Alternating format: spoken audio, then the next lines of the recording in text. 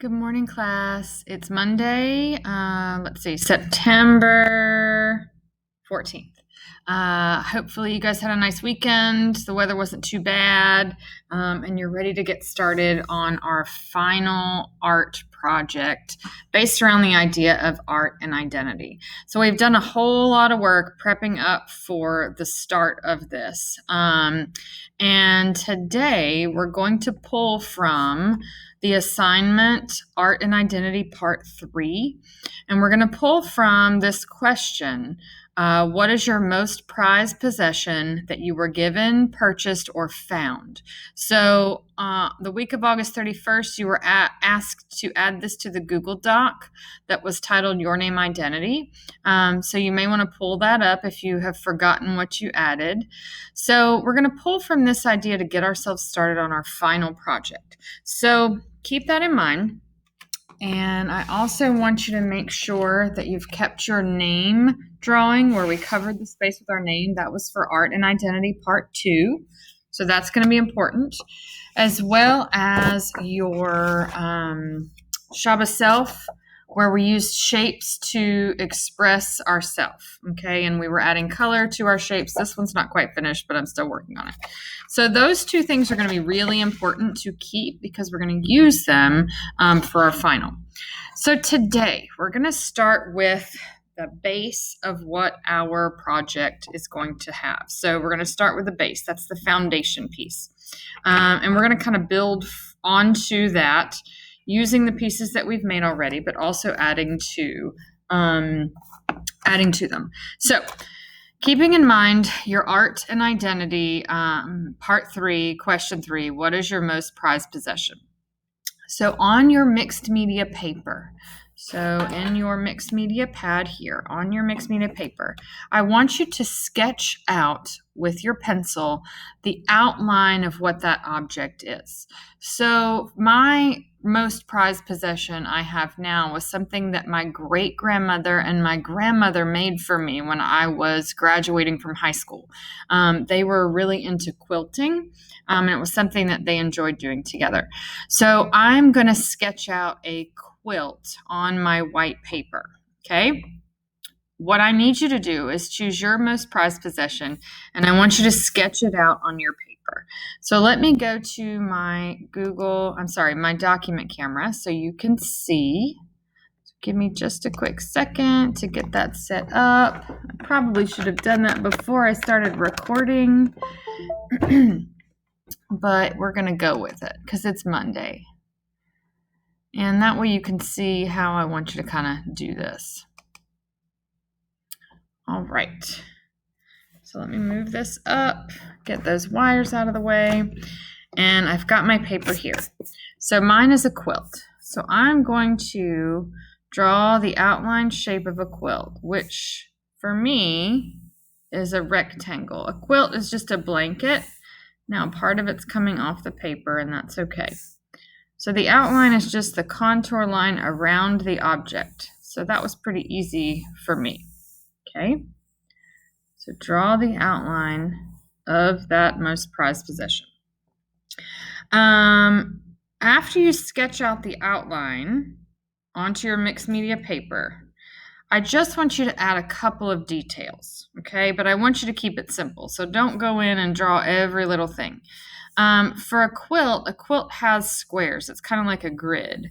So I'm going to draw, and I'm freehanding it. You can use a ruler if you want, or something to help you if your object is geometrical and you want to use a like a circle template or a ruler, you can. So I'm keeping it very simple. I'm not adding too many details to it. Okay, pencil drawing.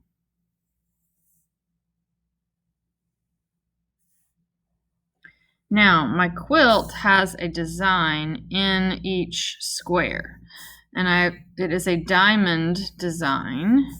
So for me, that's going to be important to add so it looks like a quilt. So you can kind of get the idea.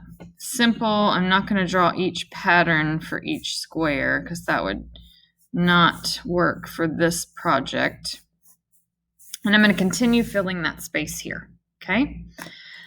Now, after I've gotten my basic outline of the object, that prized possession, with my pencil, and I've cleaned up any lines that I don't want with an eraser, because you know sometimes when you sketch we're just a little sloppy and we just go back and clean it up.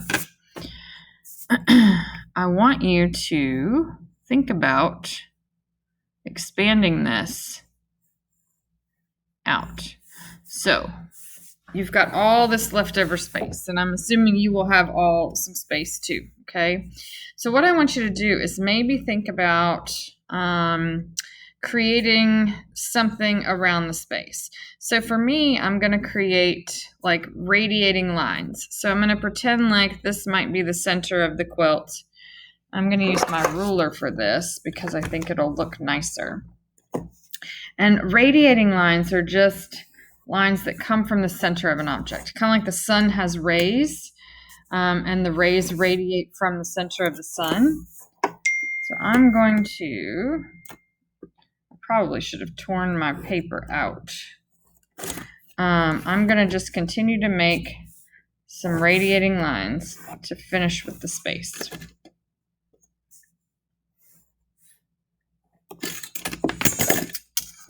I think I'm good. So now I've got some space that I can do other things in. All right. Okay. Now I'm going to continue developing my drawing here of that most prized possession. Remember, we're keeping it simple.